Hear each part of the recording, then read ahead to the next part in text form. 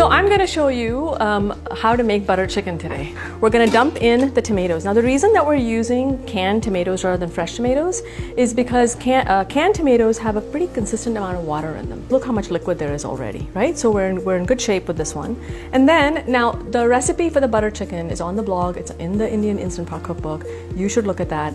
I cook by feel. Okay, so this is about, I would say, a tablespoon of ginger. We're going to dump that in. Here we have a tablespoon of garlic, so we're going to dump in some turmeric. Let me put the cayenne pepper in now. We're going to dump in some salt, and then this is the magic. This is where the magic happens. This is called garam masala. Garam means hot, masala means spice. And what this is a mix of spices. I've dumped in tomatoes, I have turmeric, I have garam masala, I have cayenne pepper, I have salt, and then I'm going to dump in a bunch of chicken.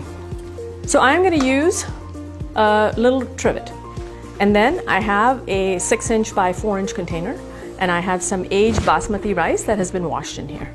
And now for 1 cup of rice, you want 1 cup of water. The other thing I'm going to do now is I'm going to dump in a teaspoon of salt, teaspoon-ish of salt, let's say.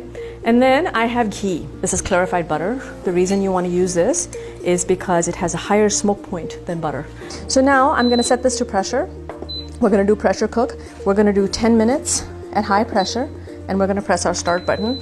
Our chicken's hopefully done. If it's not, it's going to be really embarrassing. That's how easily you let the pressure out. So what I do is a hybrid release. So I'll cook, and then I'll give it 10 minutes to release pressure naturally, and then you release all of the rest. By that time, the water's calmed down. So now, because we were efficient, we have made some of the best rice you'll ever have had. So remember, I had you keep these pieces whole, and that was for a reason. It's because the sauce takes a while to cook. Already this chicken is kind of falling apart. If I had made little tiny pieces, we would be having tacos. This sauce is full of all kinds of goodness. We're going to save as much of it as possible, and we are going to use a blender. So what we have here is a very, very smooth mix, and we are going to mix the butter in as well as we can. And then we're going to pour in some cream, heavy whipping cream. So you've put 1 teaspoon in earlier. We're going to put 1 teaspoon in now.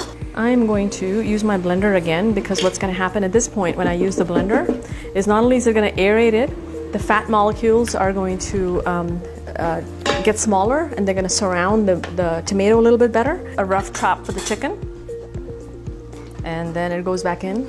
We're going to give everything a rough mix, and we're done, really.